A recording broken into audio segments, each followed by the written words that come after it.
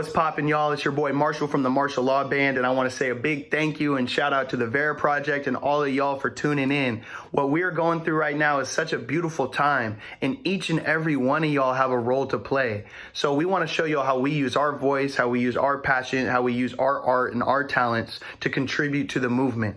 We want you to be inspired to do the same. Let us know if you like it, if you're feeling it. Make sure you support us or any of these organizations involved, because it's going to take people like all of us to change this world. Much love, y'all. Hope you enjoy. Peace.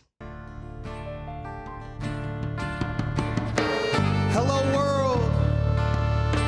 We are the Martial Law Band, and we are here to soundtrack the revolution.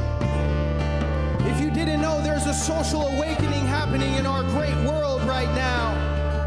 The people are deciding it is time to stand up. Before we bless the world with our intentions, we must first set the intentions for what we are doing here today and send our regards and our acknowledgement and our solidarity and alignment with our indigenous brothers, sisters, and fellow humans of Seattle. Seattle is indigenous land, and we want to say thank you for holding it down and allowing us to be connected to your spirit. We are in alignment with you. We stand in alignment with you. Yo, I got the myth and legends of a shaman man. Nowadays, that's not common, man. The common man is lacking them, so I don't listen, no. I found my crystal ball. The world is too predictable. I seen it all, envision indecision with precision, but won't plan out your goals or wishes. You straight tripping, blocked by afflictions of subconscious restrictions. But me, I hit the omission. I'm no longer grief-stricken. Lives are different, vibes are different, tribes are different. Something's missing. Oh, they killed off the shaman.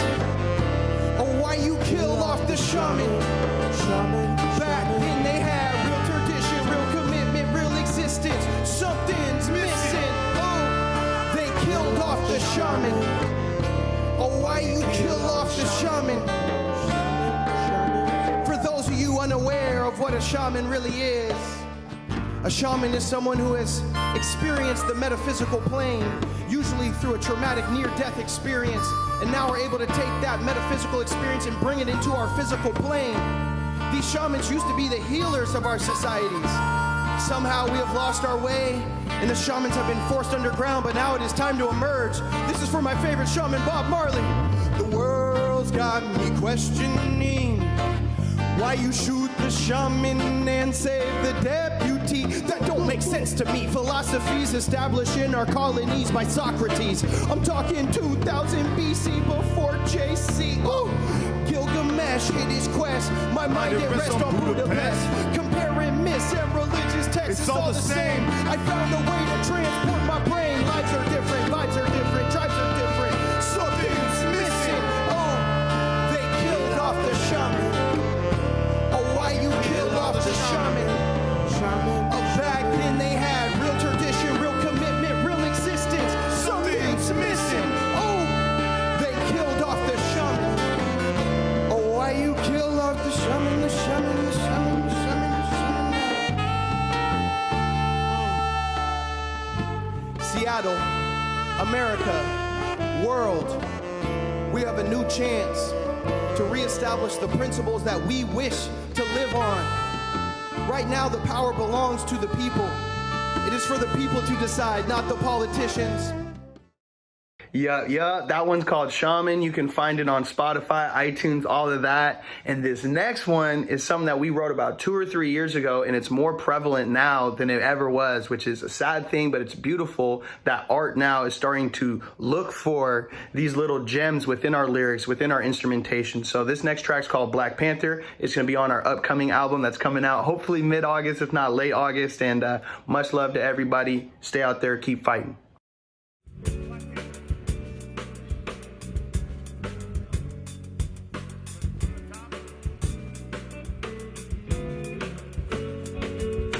I'ma need some answers. But what? Or I'm going Black Panther. But why? They say my skin is like cancer. No way. Cause I can die at random. Oh, what that mean, bruh? I'ma need some answers. But what? Or I'm going Black Panther. But why? They say my skin is like cancer. No way. Cause I can die at random. want the answers, then please send them. Referendum pending, young Agamemnon with amendments. Hold up, severance, where's my severance? I need pensions. Plotting with my henchmen, I need vengeance in abundance. Since they hunt my brethren over nothing, guess it's us versus them. I did not choose the skin, but I won't wear it thin. I'll wear it black and proud like a badge of honor. I'm sorry, your honor, but I will honor your garments. So I tell them, like, I'm gonna need some answer. Oh, what? Oh, I'm going Black Panther. Oh, wow. They say my skin is like cancer. No way. So I can die at random. Oh, what I mean, bro, I'm gonna need some answer. Oh, what? Oh, I'm going Black Panther. Oh, wow. They say my skin is like cancer. No way. 'Cause I can die at trigger.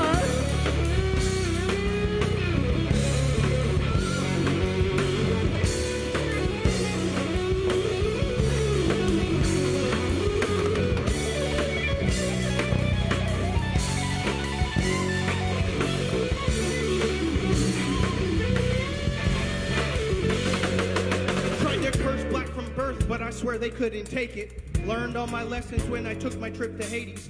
Glanced at the ticker while the president's debating. Whoa, look, they got Euphrates. Damn, ain't that like 80 this year? Hope that don't happen here or near, or to anyone I hold dear. I tried to push that thought way about my mind space, but all this hate on my plate, yeah, it made me go complete. I'm gonna need some answers. Oh, what? Oh, I'm going Black Panther. Oh, wow. Say my skin is like cancer. No way.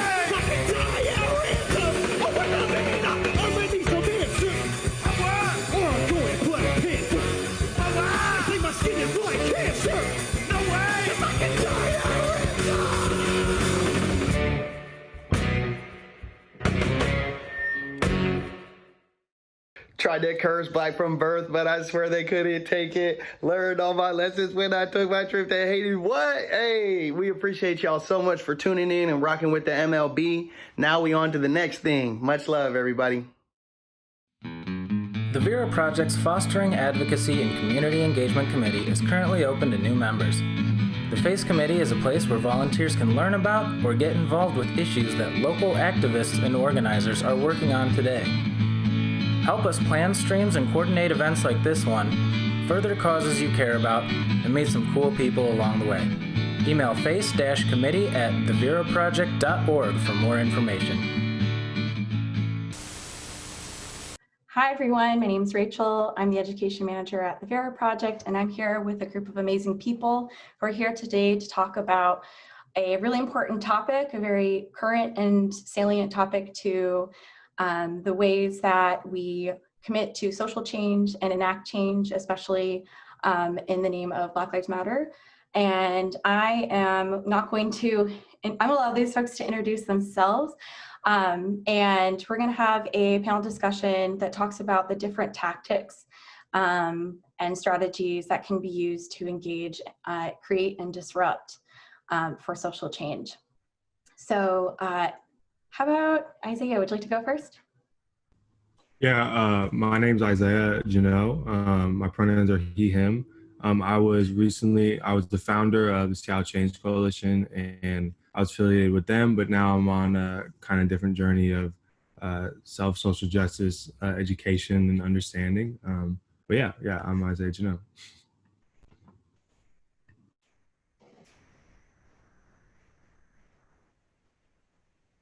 Marshall. Right on. Yeah. I'll jump in here. What's up, everybody? It's your boy Marshall of the Martial Law Band. Being a musician, being a creative, being a community organizer, I get a chance to work with a lot of different factions and groups within the city. So it's been amazing getting a chance to do what we have already done in our musical background of trying to bring the musical community together and kind of translating that to social justice. So really excited to be here, and thank you all and the fellow panelists for checking in, because this is important stuff. Awesome. Thank you for that. Nice meeting you both. My name is Joel Allen. I use he, him pronouns.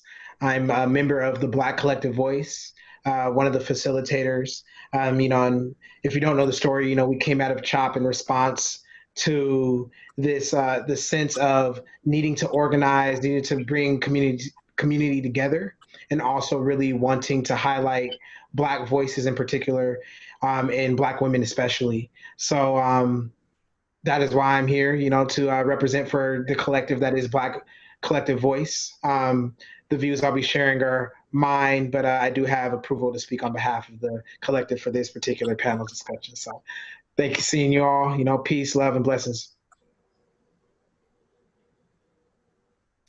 Hi, everyone. I am Tessa Hulls. Thanks for the opportunity. It's really great to meet all of you. I use she, her pronouns, and I'm a visual artist and writer who found myself becoming an accidental comics activist in the last 6 weeks or so. And I'm talking pretty transparently about the fact that it's been a really overwhelming adjustment having my stuff go viral and suddenly having a new platform that I'm learning to use on the fly. So my grounding is mostly as an historian, and I basically see my role as an activist with trying to provide nuanced, broad scale context about some of the things that we see happening. Wonderful. Thank you all for being here. Very honored to be in this space with you. And we're just going to jump right into our first discussion question. And so it wouldn't be a all ages art space like the Vera Project without talking about art and music. So the first thing we're going to ask is about the role of music and art in social movements. How have you used creative strategies to disrupt the status quo and to inspire people to act for change? And I'll leave it open if anyone would like to start. Right on. Well, I'm a musician, so I'll tackle that one for the people. For us, what came down to is, where do your passions lie? What are you going to be most passionate doing, and lending that skill to the larger movement? We'll get further into this, I'm sure, as the other panelists break down and can attest to this as well. This is hard work. And if you're doing something that you don't like or something that you're not passionate about, it's really easy to experience burnout. So I think that the role that arts have individually is, that's my fire that keeps me wanting to come back each and every day. Now, collectively, what I believe is that art is that glue, is that middle ground where people may view things this way, they may view things this way, but through art, they can process it in a different, independent, personal fashion. And what art is supposed to do is evoke emotions, evoke change within. And so that's what I've seen our music do, other musicians do, and the amazing art that's been floating around the internet has really allowed it so it's more digestible, it's more congealed, and it's also a personal experience like all art is.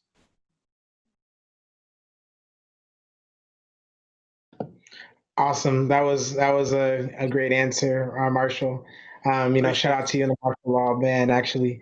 And in line with that, I was actually, I had the opportunity to speak at the Building Black Wealth Market, and I was able to, catch some of the vibes that the Martial Law Band was putting down. So everything that was just said is right in line, right on point. And I think especially with the immediate community that we have, it's important to see local artists expressing themselves in the manner of which inspires people, which provides hope for the sustained movement, especially as Seattle is put in this interesting space of kind of serving as providing the frameworks for the national movement, if not with international perspective.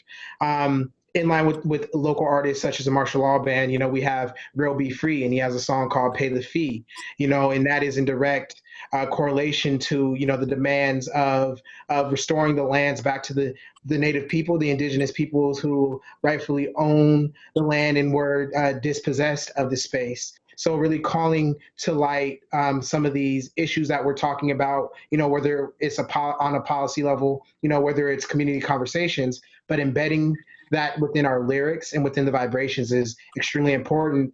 And it dates back, all the way, to enslavement times, even if not before, as far as liberation movements, because you have songs like Following the Drinking Gourd or Wade in the Water.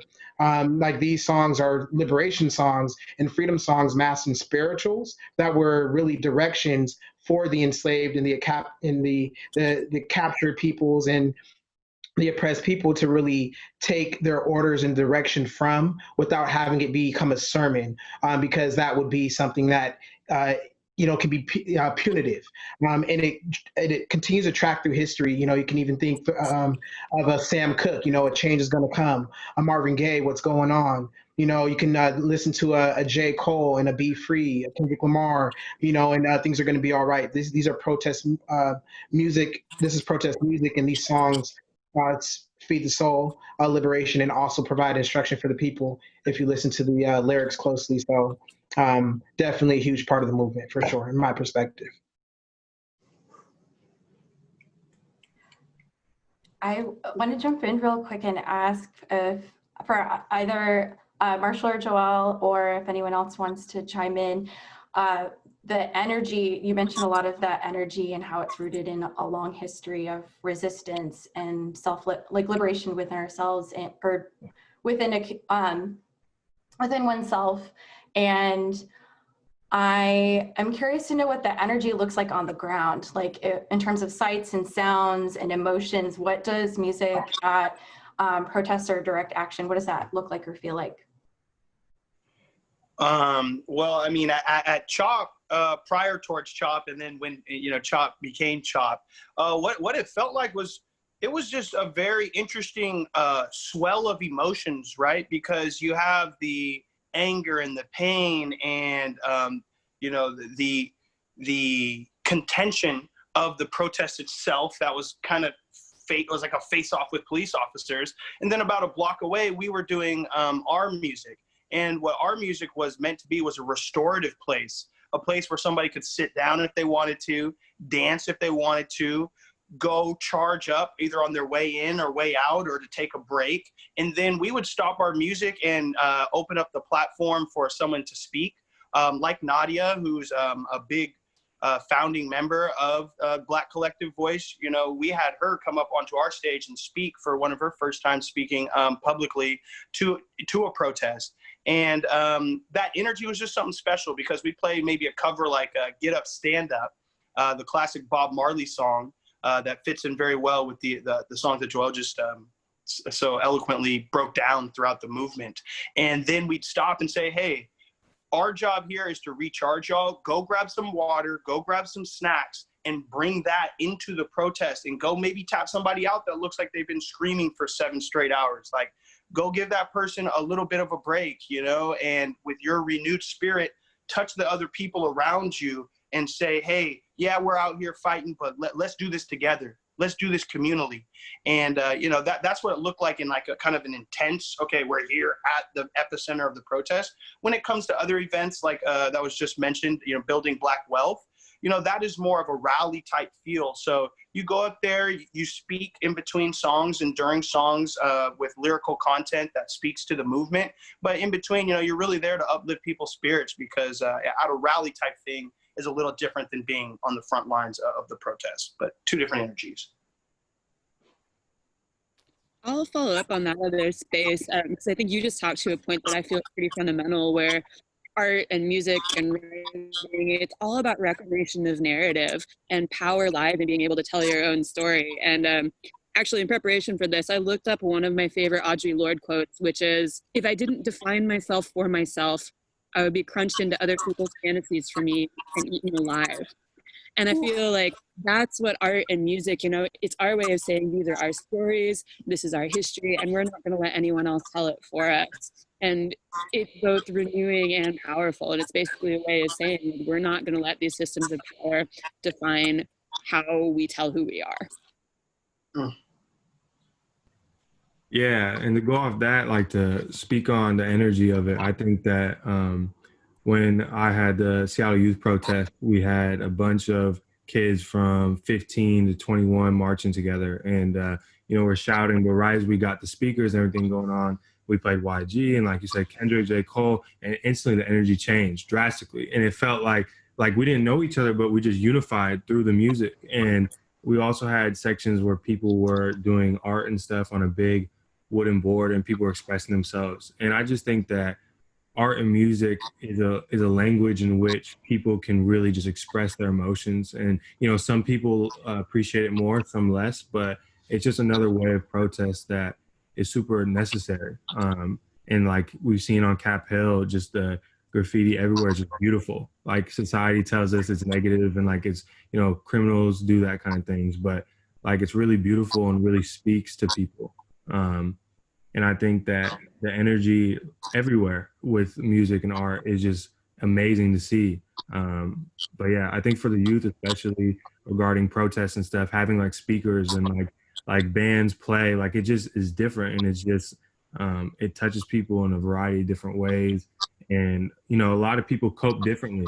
And at least for myself, like when I hear music at the protests, it just inspires me to keep going. Like you said, like the martial law band doing what they do, it's like really amazing. But yeah. Thanks, y'all. Really, really incredible to see and be witness to music and how it forms and shapes people on the ground. I'm also curious to hear a little bit more of how it shows up in digital spaces too. So Tessa, I'm going to put you on the spot a little bit. If you can speak a little bit to your work with the comics and how that role has really, and like how that may have informed your role with CHOP and the ongoing protests, especially in June. And if you can speak a little bit more to that. Yeah, so a little bit of context, because context is my thing. I had lived on 16th and Denny for half a decade, and so that was my neighborhood. And I don't actually live in Seattle anymore. I'm on book deadline for a graphic novel, so I'm supposed to be in Port Townsend, like ignoring the outside world, finishing a book. But I also feel like right now, history is being made and you have to choose what side of it you're going to be on. And if you have something that you can throw into this fight, now is the time to do it. It's an ethical obligation. So basically, I was hearing from all my friends who I've known for over a decade, who were frontline protesters, telling me what was happening on the ground and seeing how that was being portrayed in the media, and felt like I should go in and try and provide some sort of nuanced information as to what was happening. So I went into CHOP with no real sense of what I was going to try and do. I just kind of hit the ground with a blank notebook and started talking to people. And so the first comic that I did was about the shift from Chaz to CHOP, so autonomous zone to occupied and then organized protest, and how that kind of encapsulated the way in which the space was trying to focus on the fact that this was a movement about Black Lives Matter, and that needed to remain the focus, and that it was based in activism and education and not just kind of a free-for-all, which is often what happens in leaderless spaces. And so, yeah, that post went viral on Instagram, and suddenly my idea of like, I'm a professional freelancer, I have some platform, and then sort of being like, oh God, I didn't want that much of a platform. I have to think through a lot of ethical quandaries in a hurry. And so basically what I did is I started trying to find the most contentious, confusing situations and be like, okay, here, look, this is everything I'm hearing. This is what's known. This is the background of this area in Seattle. And I'm going to try and show the complexity of everything that's happening here, because most of what's happening in mainstream media coverage is choosing one side or one thread over another. So that is what I attempted to do on Instagram. And it's been really interesting noticing how quickly that platform shifted with people doing kind of informational activist slide decks, and how that seems to be a really good way for people to get their information now, because it does allow for a lot more dense information in a way that's still easily digestible. So yeah, I feel like I'm kind of part of this shift in social media that sort of popped up in a hurry because there was a need for it. I'm so glad you brought up the slide decks, because one of the inspirations for this panel was seeing a slide deck about different ways that you can be engaged and the different tactics that come with, if you're finding your lane or your role in the movement, and whether you're physically on the ground or you're working really hard at creating comics overnight, or if you're supplying resources to hotspots in terms of protests and places like CHOP. There's so many different tactics out there. And so I'm curious to know from you all, what tactics would you like to see more of in in the context that we're speaking to, right, in the movement for Black lives, and what makes those tactics successful in creating change? Awesome. Great question. I'll try to tackle it first. I feel pretty strongly about this question. One of the big things for me is trying to create a sustainable movement, and sustainability, is something that's built for the long haul. It's okay to have breaks, and it's okay to make mistakes and fail, fail hard, fail again, but fail better. And a big thing for me is just seeing the escalation in state-sponsored violence. And it goes unchecked, and it's something that gets justified from federal courts, and sometimes with public opinion, and really the fact that these are our fellow citizens, these are our neighbors, but yet they put on a badge and they go to their 9 to 5, and of course it's tax funded money, so it's almost like we're paying to be to experience trauma and abuse. And it's really striking to me. I would love to see protesters create a sense of sustainability by enacting countermeasures. So if you're going to a protest and or you can expect that there's going to be a police line there, and that they're going to use less lethal, quote unquote, tactics, that we come prepared with that. So if they're going to use chemical agents like pepper spray, if they're going to flashbang crowds, if they're going to use rubber bullets, then we should be coming prepared with gas masks, maybe do-it-yourself gas masks, goggles, helmets, things that will allow us to withstand the brunt of some of these aggressive tactics, so that the movement itself, it looks stronger, it is a little bit more fortified, but also I think that goes directly with sustainability. Coupled with the on the ground, boots to the ground, front lines protesting comes this aspect of being informed and educating yourself. So understanding the way in which our system operates, through laws and legislation and policy, being informed on that, and which policies that we want to see championed, which ones we can have leverage on, and things that we can really see enacted that will take some of that immediate pressure off of our push, to get equitable treatment for all peoples and the most marginalized peoples within our communities. So. Yeah, and kind of build off what Joel was saying, I think that there needs to be a balance of physical protesting and things to do with policies and educating yourself, especially with younger kids my age. Because a lot of people that I've seen 20 and younger can't go to the protests because their parents won't allow them for safety reasons, or other things, but they have a choice to stay home and educate themselves. And I think that also comments on our society's educational program itself. What are we learning in that? But I totally agree that there has to be a balance, because if we physically protest 100% of the time, that's great too. But like Joel said, if you don't know what you're protesting for, the policies going on, then what are you really doing it for? And what I'm saying, you're not going to get as much out of it as you can. Absolutely. And, kind of piggybacking off of that is, it seems like, especially here in Seattle, there's just going to be something funky happening in Cap Hill or Westlake.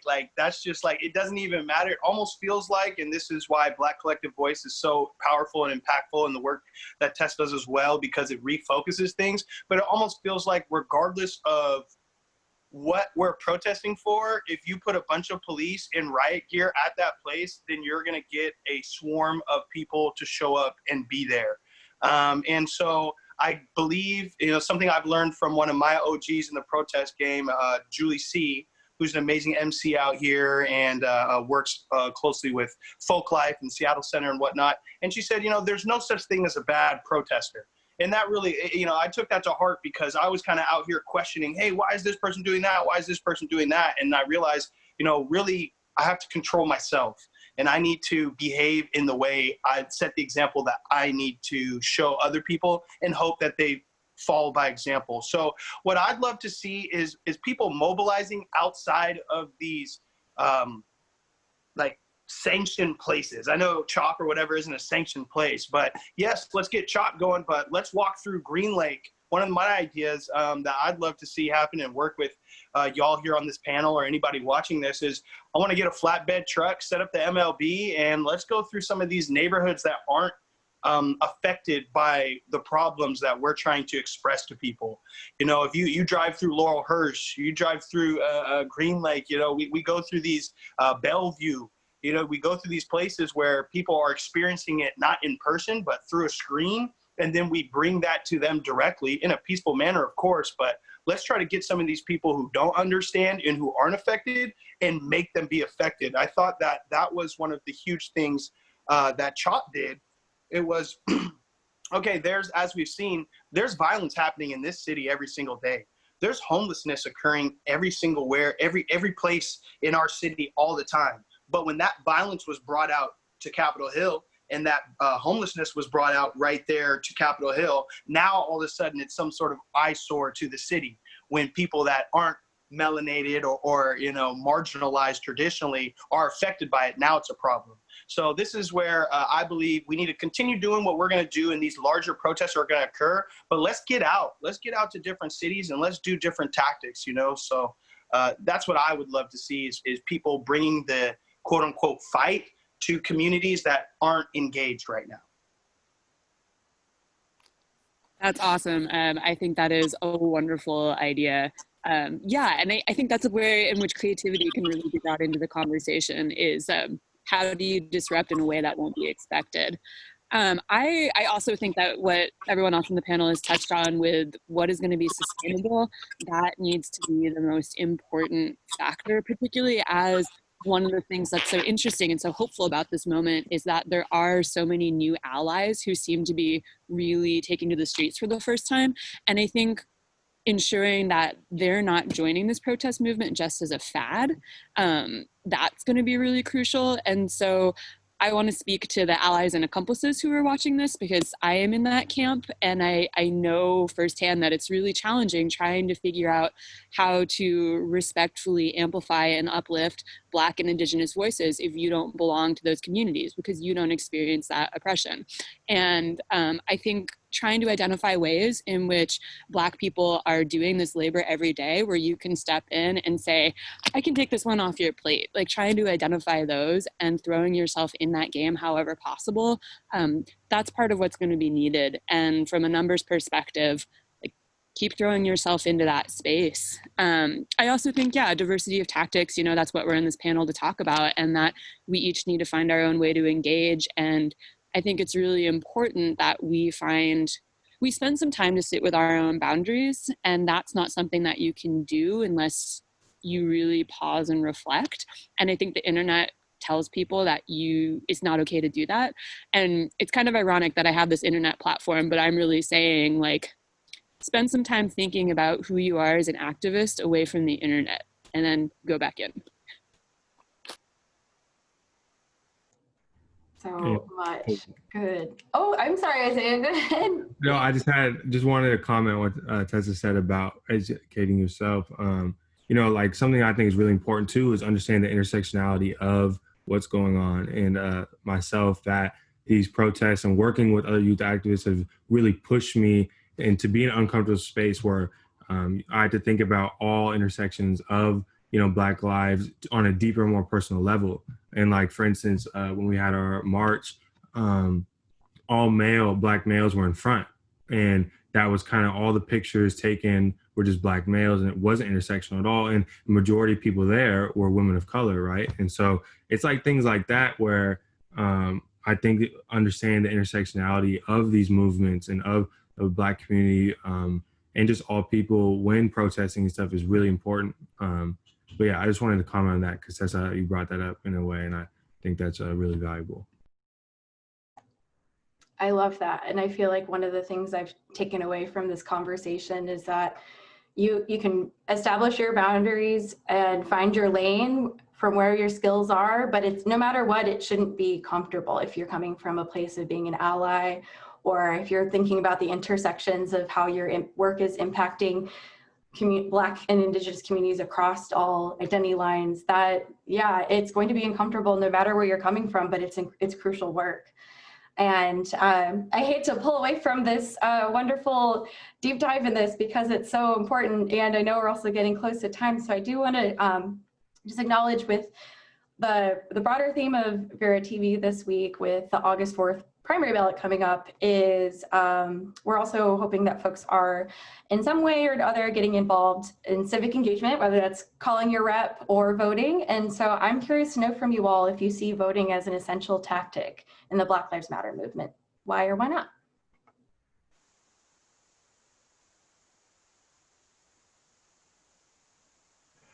Boom. Well, I'll get started because that's short and sweet. Absolutely. Whatever tactics that we have available to us, it is absolutely it's essential that we explore and exhaust any and all options. You know, I myself, growing up, I kind of had like a very interesting relationship, as many young kids do, with voting. You know, I'm over here, oh, it doesn't matter, it doesn't matter. You know, at the end of the day, I really liken it to wearing a mask. You know, go and do it, get it out the way. It's the responsible thing to do, regardless of, you know, your varying opinions. And I want to validate people's opinions. Yes, we are disenfranchised. Yes, the two-party system is antiquated, but let's just go ahead and vote and do the best we can and, you know, continue to work on the system as a whole. But while we're within the system, let's do what we can to make it as bearable as possible.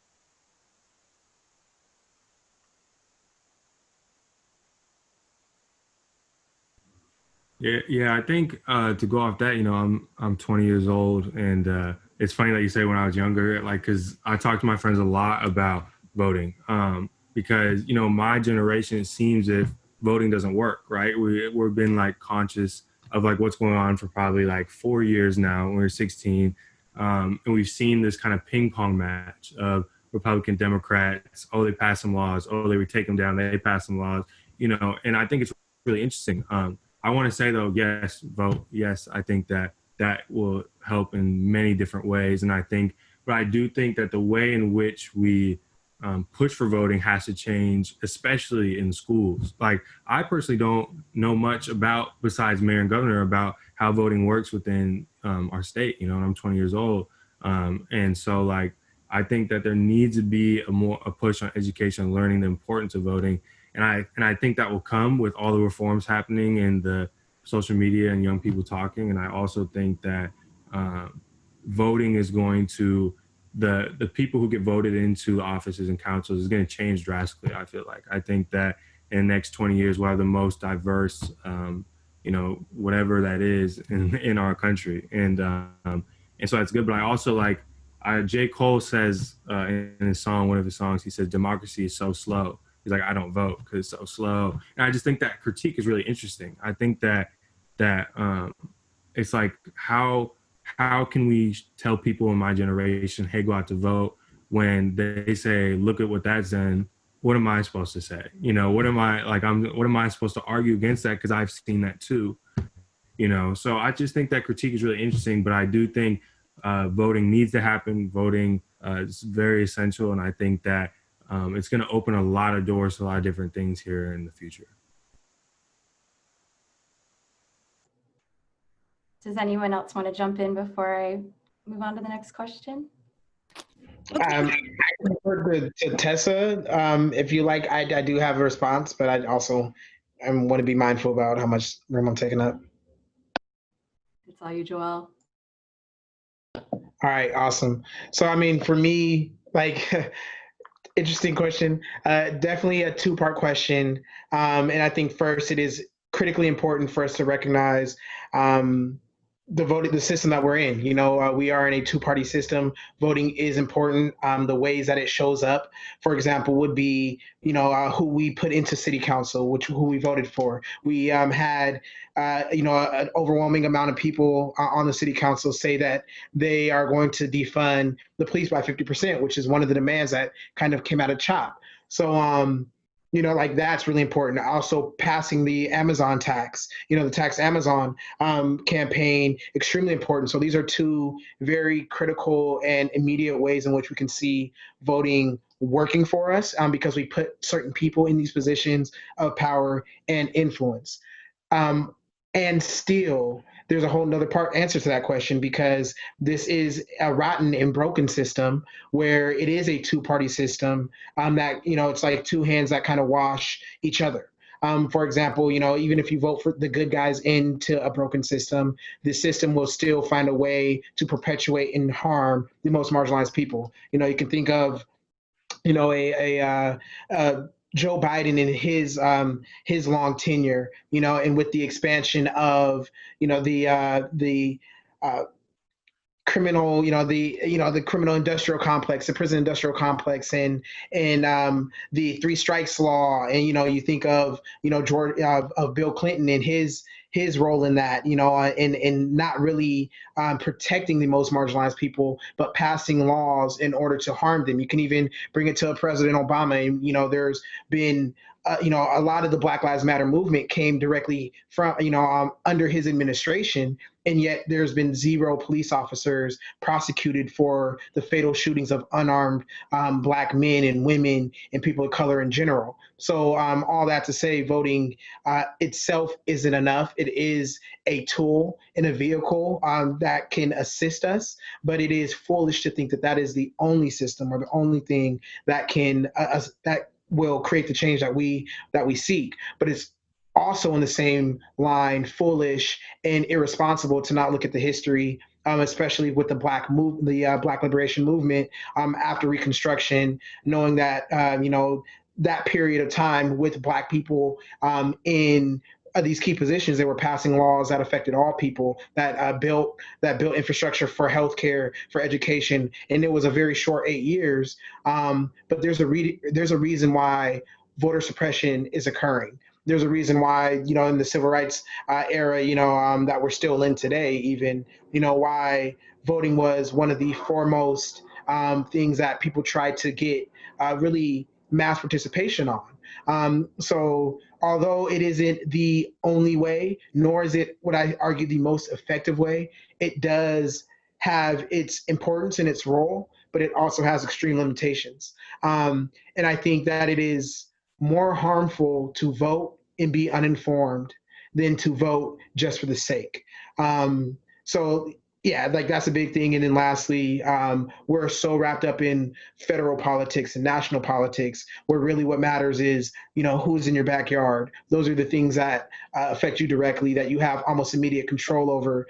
Still, it is a long process, just like J. Cole said, and even Mozzie has a song. He's like, look at who they brought into the office after Obama, being Trump. But then he says, I ain't even vote, so I know I'm part of the problem. So this real introspective analysis, but you have to use all the tools at your disposal. They're there. Sorry for the long-winded answer, but that touches, because for to be continued another time. I really appreciate that so much, Joelle. And to your point of it being a tactic but not the tactic, I always think of, to quote Audre Lorde again, because she's incredible, the master's tools will not undo, oh goodness, I'm going to butcher it, goodness. The master's tools will never dismantle the master's house, and thinking about how, like, you got to break things down from the ground up. And so voting is a tactic for now. Who knows what our political party system will look like in the future. In interest of time, I do want to ask just one more quick question, if maybe two folks can answer. In thinking about another essential group in movements, especially in the movement for Black liberation, I think about our youth and how maybe some of them can't be on the streets, but often when I'm out and about, it is a lot of young people that I see out there. So I'm curious to know from you all, given that young people are often at the front lines, how can we better support youth leadership in these movements?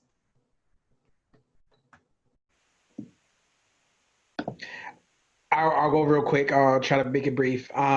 The biggest thing I think is to pass on the information and the strategies that we have of organizing to really treat this as a relay race. So a lot of people that gain notoriety and influence and, if you will, power, they kind of hold on to that. The torch needs to be passed. Young people need to be able to lead. They need to be able to see themselves as contemporaries and peers of longtime activists and social movement organizers, and not just as advocates or council people or clogs in the system. They need to be empowered as the movement, because all liberation movements have started with the young people. And they're really making decisions that are going to affect them in their generations, and the young generation moving forward. So really the older people need to kind of, appreciate you, grandma, grandpa, have a seat. We heard what you were telling us, and let us take it from here.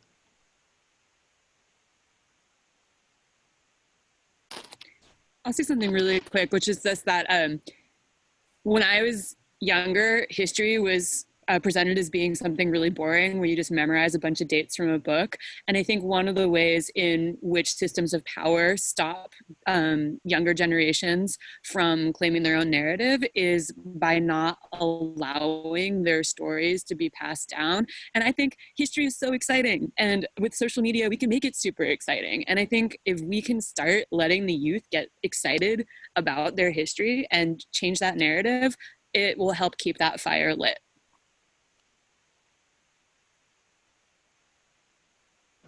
Absolutely. I'll let the youth of us all get the final word over there. But I personally would just like to tell the youth, like, yo, don't be afraid to ask.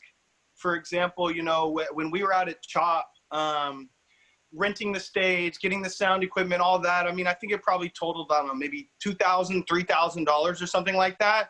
And I know me as, a 20-year-old, I'd be like, $3,000? Like, there is no way that we are going to go and do this, But we have to understand that we're a community. We're here to do this together. And if you need resources, if you need the MLB or somebody else to pull up at your event, just ask, and you'll be surprised how much you'll get out of it. What John Lewis, who I have his graphic novel, right here, he was 23 when he spoke at the March on Washington, I believe, right? So come on, young folks. We need y'all. We need y'all, please. All right. Isaiah, it's on you. Well, yeah, as a young person, I guess you could say, even though we're all pretty young. I mean, I think what I've heard from a lot of people my age is that, a lot of adults in this work who have a lot more experience and a lot more, I want to say, like, education in a way. There's a lack of, like, trust, I want to say, I think, because we are younger, and there's a lack of, I just want to stick with trust, I think. And I think that it's hard because it seems that it's a repetitive cycle of the youth. Okay, we listen to the older people and then we get into their positions, right? But then the issues are like for the younger people, and it's like a cycle that's never, broken. And I think that we, like, especially in the government, need to trust younger people to take positions, like in Congress and in, like, all sorts of different leadership positions, because I think that we have a perspective that's forever changing, and that is different, even from people who are, like, you got upper 20s, 30s, like, it's very different just off of those couple years. But I think, yeah, just trust. And I think that just showing, like you guys said, just we as youth need to also put ourselves out there to learn more and to just ask for help. Like you said, Marshall, like just asking for advice and for stories of experience. But I think that there has to be a wave in which youth take positions of leadership and power so that we can change the future together. Because, Congress is all old white men, like, and it's like, how do we get them out and get younger, women of color in the positions to, change the narrative? Like, because it would change instantly, like, right? And so I don't know. I just think that trust is huge right now for youth. And I think that, but that also comes with our responsibility of reaching out and asking questions and taking action. But yeah. Okay, everyone just dropped major knowledge on this panel. Thank you so much. I do want to offer, does anyone have any upcoming events, projects that we should be following, organizations, social media handles? How can we stay in touch with you, follow you, support your work, and support the work of Black and Indigenous communities? Yeah, I could do a quick plug for Black Collective Voice. So if you want to follow us on Instagram, it's black.collective.voice.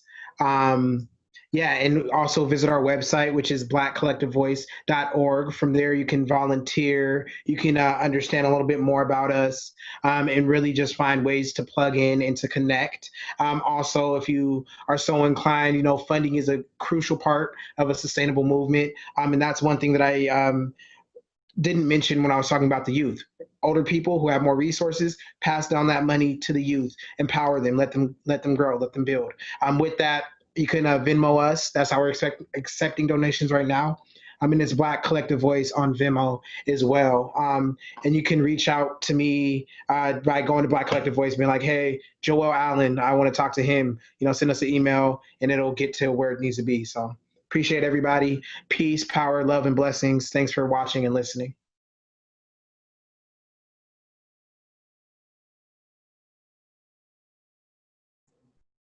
Anyone have anything else they want to pitch? They're out there. Shoot. I'll always jump in when that opportunity is presented, you know what I mean, as a musician. So yeah, we're coming up here. We took all our experiences and we were out there. It felt like about a month and a half straight. We went to Guimas Island as a collection of musicians that experienced what we did at CHOP and at other protests. And we made an album. Came right back, went to the studio and recorded it in 5 days with a really cool guy named Jack Candino. This week, we're mixing and mastering it and hoping to have that as well as a comic book and some other things out by mid or late August. That is hopefully going to represent the collective experience we've all gone through. So much love to anybody. And again, I want to echo the sentiment. Whatever your talent is, whatever it is that you love doing, just bring it to the table, please. Because I guarantee you somebody somewhere needs that. Much love. Yeah, I'll jump in. So we've been talking a lot about finding sustainable ways to do this. So I am sort of shifting my platform and committing to doing an hour a day towards making what I do a monthly piece that looks into one aspect of the struggle for Black liberation. And so I'm picking topics and lining them up ahead of time. And the first one I'm doing is going to be on bicycles and Black liberation, because that's actually my main beat, is as a historian about bicycles as an intersectional tool for social change. So basically each month I'm going to be producing a who, what, why, when, where, how of like who's doing work, how do you support them? And I'm shifting my platform to that. So that's what I'll be doing on Instagram as @Tessa Hulls. But yeah, I just want to second that idea, like just jump in. You have a niche in this fight, your voice is needed, and I will speak to the fact that you can figure it out on the fly. I don't have any personal things to share for organization right now, but I do want to just send a message to youth individuals, this is a difficult time for everyone. So take care of yourself and find your escape where you can relax a little bit. And just to all the youth, I think what we see now, or at least me and my generation, is how powerful the unification of people is, and I think that it's everywhere. And I think that we just need to use it and come together and be with your loved ones and friends in a safe way with Corona and everything going on. But I'm very blessed to be with all you and learning from you guys. And I know that there are people out there that everyone can learn from. And so just take advantage of those opportunities and have these discussions and uncomfortable conversations and just work to be the best person you can be. So yeah, that's what I would say. Wonderful. Thanks again, everyone on the panel, for your time and sharing your stories, your creativity, your history, your education, your emotional labor too. And also for folks who are watching, now you have multiple folks that you can be following, engage with. You have multiple opportunities to buy Black, to give to Black-led organizations, and stay in contact and follow in support of the Black Lives Matter movement and liberation for Black lives. So thank you all for tuning in, and see you hopefully on the streets, or maybe I shouldn't be endorsing that. But thanks again, everybody. Have a good night.